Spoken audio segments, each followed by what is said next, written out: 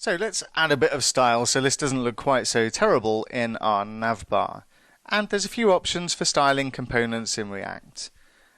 And first of all, we can simply use inline styles for our different elements on our page. Now we want to give some spacing between our logo and the menu item here, the name of our application. So what we can do is on the image element, we can add a style property. And what we need to do in React to style a component is pass the styles inside an expression as an object. And what we want to specify inside here is margin right, and just specify, let's say, 10 pixels of margin to the right of this particular image. Now, instead of using the CSS syntax of margin dash right, we actually need to specify this in camel case because it's an object. And what we can do then is assign it a value. And if we just want to use pixels, then we can specify this as just a number. Or we can specify it in a string and say 10px, such as this. Either way works fine. And I just want to give this 10 pixels worth of spacing to the right of the image. And if we take a look, then we can see that this has applied that particular spacing. What we can also do is just simply use our styles.css file to apply styles to the HTML elements that we're displaying on our pages. And what I'm going to do is just open up the styles.css file, and I'm just going to remove the styles that we were given initially when we created our React project, because we're using Semantic UI CSS and we're going to add our own styles inside here as well. Now, this is not a course about CSS, so I do have a snippet for what we're going to put inside here. It's not particularly difficult to type out, but if we type in s_5.6, this will give us our initial styles for the body, which is just going to make the background a kind of off-white greyish colour. And we're also styling the menu in this case as well.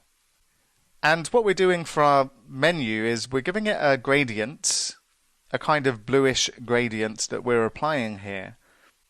And if we take a look at the effect of this, we can now see that our navbar is much improved.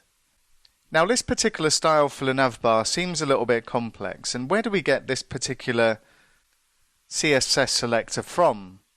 How do I know it's a UI inverted top fixed menu? Well, if we go across to the navbar and just right click and inspect, then the easiest way to target an element is to select it inside here, and in this case the navbar is this UI inverted top fixed menu. And if you ever want to target an element in React, then simply come into the Chrome Developer Tools and just click on the plus button to add a new style rule, and this will give you the targets or the selector that you need so that you can target this specific element. But like I say, this is not a course about CSS, but I did just want to mention that one small point. So things are looking better, but we still need to deal with what's going on with our activities. And what we'll do with these is we'll also wrap these inside a container, and we'll also give the container some margin top to push these activities down and away from our navbar. So let's head back to VS Code, and inside our app components, what we want to do is surround our list in a container. So I'm just going to bring in the container from Semantic UI React. And I'm just going to cut and paste our list inside our container. And I'm going to give our container some style. And I'm going to specify margin top in this case. And for this one, I'm just going to set it to 7 ems, so 7 em. And if I take a look at the effect of this, now we can see that our activities are away from our navbar and then not pushed up against the left of our page. So far so good. But there is one other small point I want to make as well here. And if I inspect the console once again and take a look at our elements here, then our activities, or our navbar and our container, are contained inside this single div. Now this div doesn't have any styling, and it's simply used as a wrapper around our menu and our container, but it still appears in the output of our HTML. Now the reason we have this div here is because what we're not allowed to do in JSX is return siblings. We have to return a single element, and that element can have as many children as you like, but we still have to return a single element.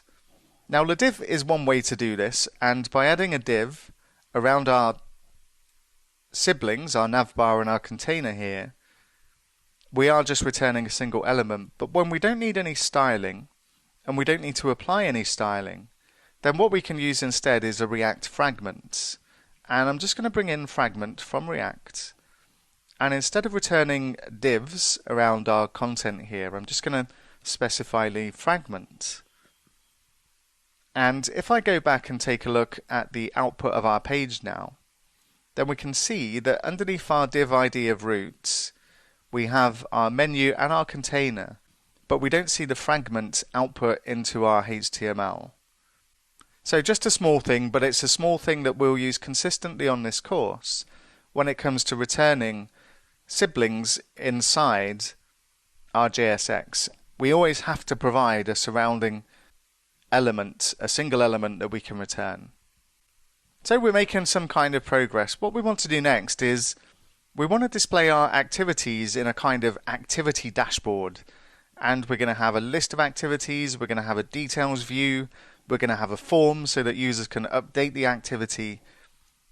And what we're going to start with is our activity dashboard, and we'll create that next.